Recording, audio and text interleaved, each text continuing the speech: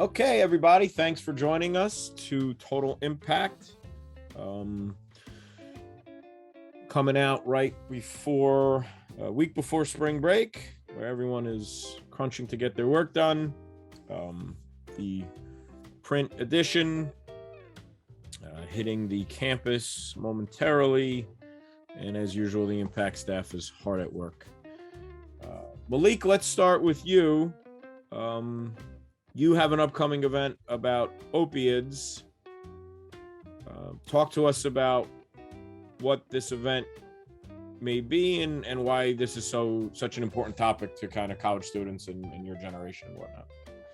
Yeah, there's an opioid event at the Dobbs Ferry campus at the end of March. Pretty exciting. They had one last semester too, which was pretty big. They had a few politicians there in Congress. There was a congressman there too, so it was pretty good. Experts are kind of referring to the opioid crisis as kind of the crisis of your generation. So why do you think that is? Is it is it easily available, or what's your thoughts on that? Yeah, I think there's a lot of reasons for that, because the last event I learned, which I didn't know before, that the pandemic has caused a lot of people to start using drugs as kind of escape.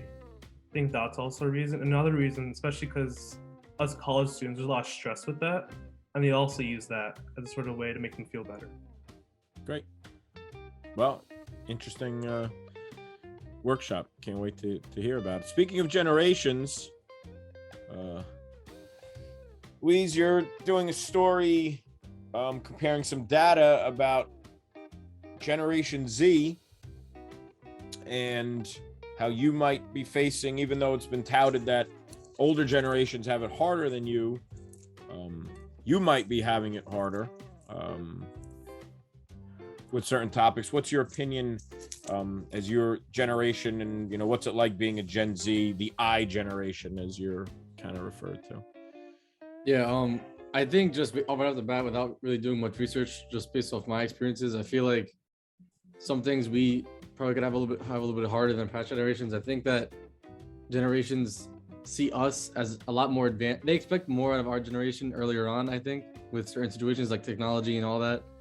And like I know in the article that we talked about, I think right now it's a lot harder. Right now, things are a lot of money. Like it's very hard to get a car right now. It's like almost impossible. Cars are like barely getting made right now. Even just buy a used car, even my car was more than it should have been. So yeah, I think there's a lot of different situations that we struggle a little bit more than the past generations that, they like to say that they had it really hard, but I think both have their own advantages and disadvantages. Do you remember the first time you went on the internet? I remember I was in computer class, but I don't know what grade it was. But I know I was in computer class. We used to go online and like play games.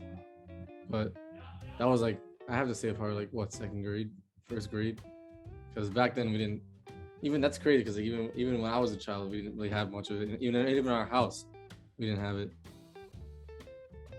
I was 16 the first time I went on the internet. And that was through a modem dial-up. Is anyone familiar with modem dial-up internet? Those crazy, funky sounds.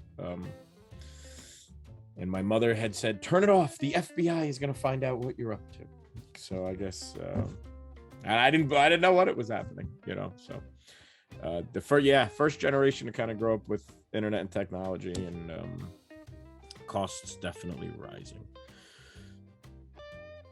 Diana, masks are coming off at Mercy after spring break on the 28th, and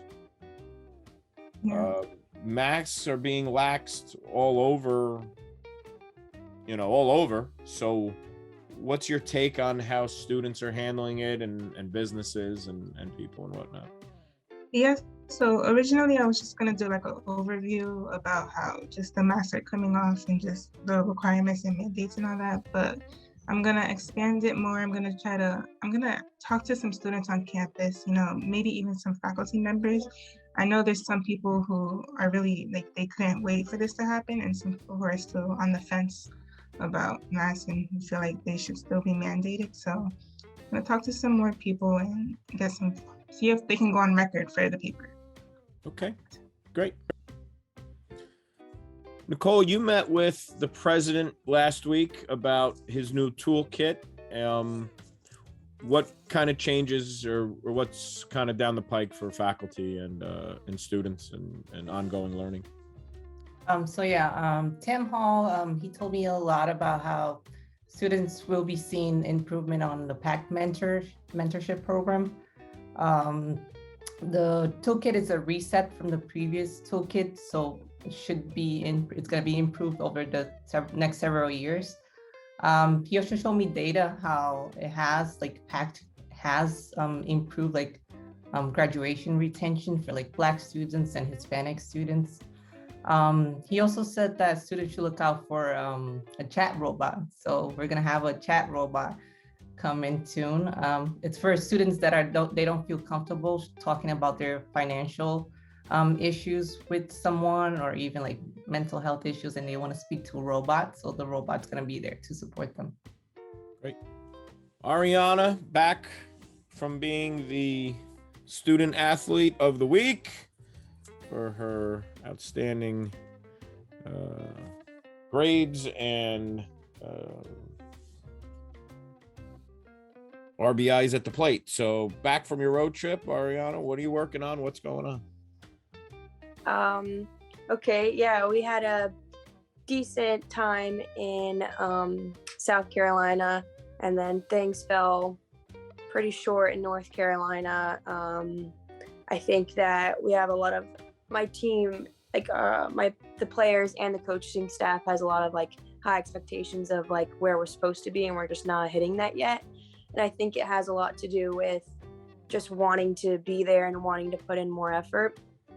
I think little by little, we're starting to get there and starting to fully trust our team and believe in ourselves. I think it also has a lot to do with confidence. I think on Monday, we have a game against Adelphi, and their stats are pretty close to ours. So it's going to be 50-50 ball game, but we're hoping to get a 2 wins there and then move into Florida on a winning streak and try to keep it going. That Adelphi is a conference game, right? No. Oh, that's not. Oh, I thought they're not in the conference. No. We are gonna play Adelphi, and then we play Florida. In Florida, a couple games, and then right after Florida, we take a road trip to Buffalo, and we play.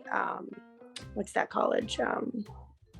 Why can't I think of it? But it's a college in Buffalo, and so we go from warm to cold right away. That's our first conference game. Cool. Sounds good. Brittany, tell us about what you're working on. Okay, so I'm working on a story about a professor here at Mercy called Mark Campo, and he recently wrote an article in the Journal of the International Spinal Cord Society talking about whether robotic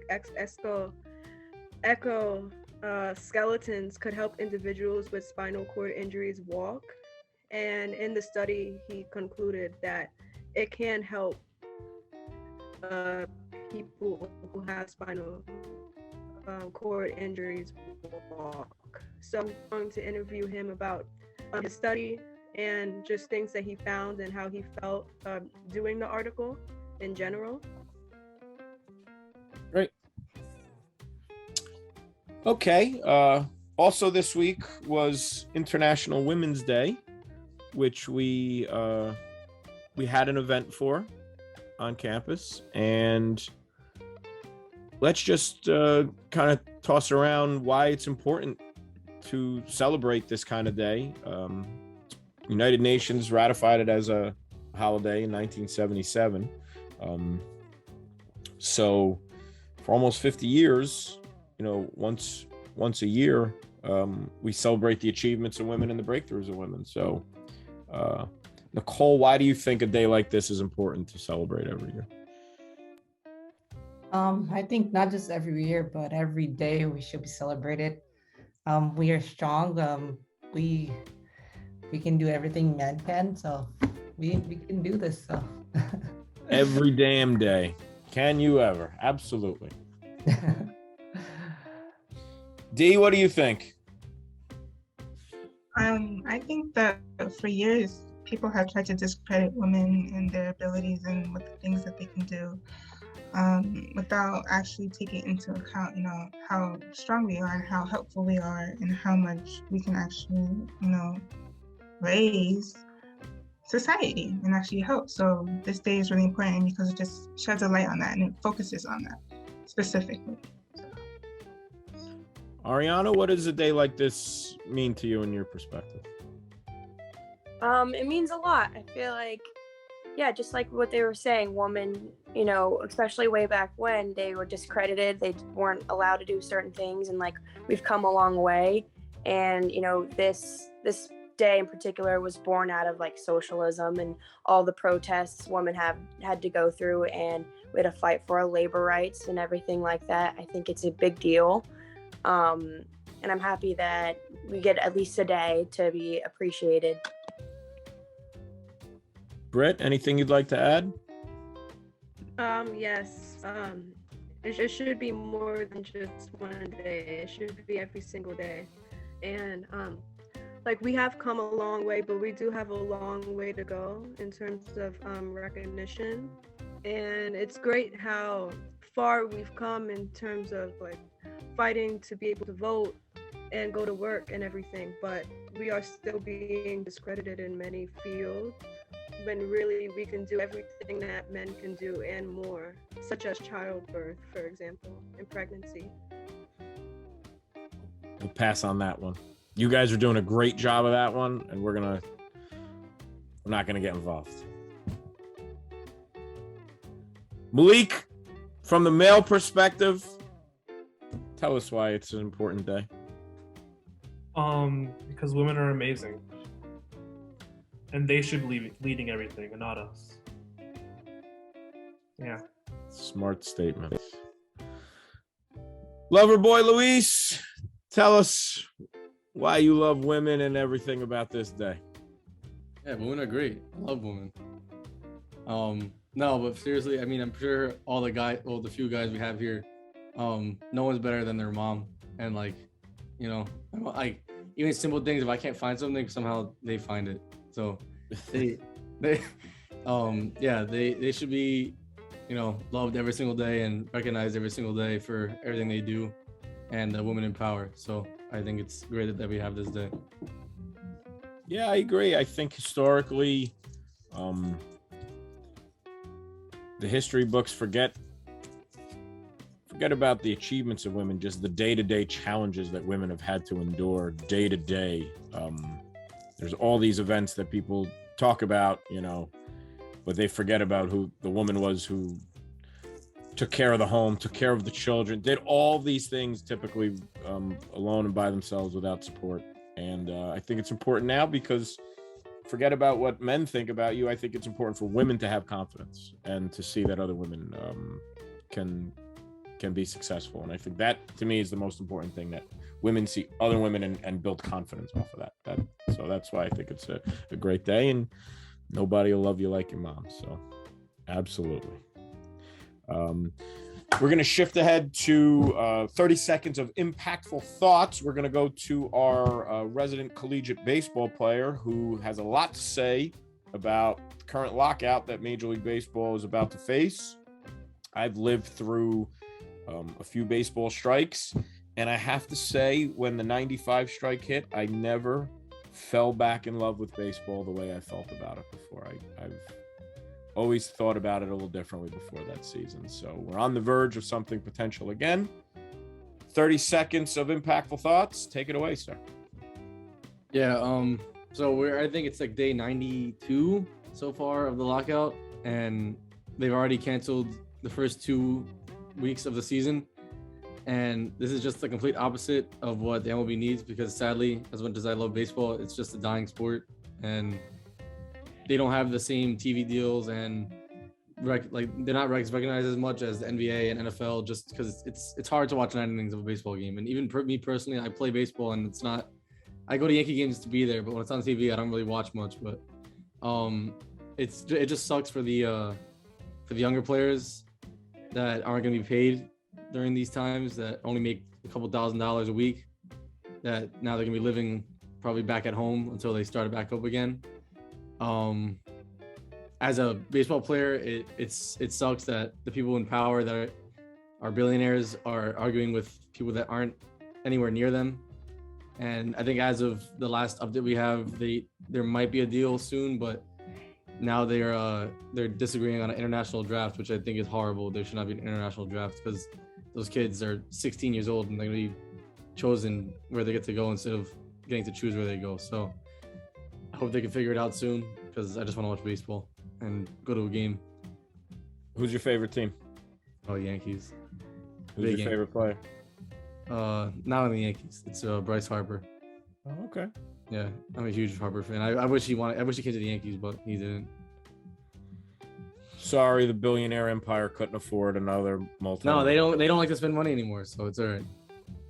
Because I'm telling you, I think Judge is gonna be gone too. So You think so? yeah, he basically said, he's like, if we don't get a deal before the offseason's over, then I'll probably play my last year here, and then I'll go test the waters. Wow. Yeah. Well, boo-hoo, Yankee fans. But anyway, thank you for that impactful thought. Thank you for joining us once again. Next time you see us, it will be on the verge of spring break. And have a safe and pleasant week. Thank you very much.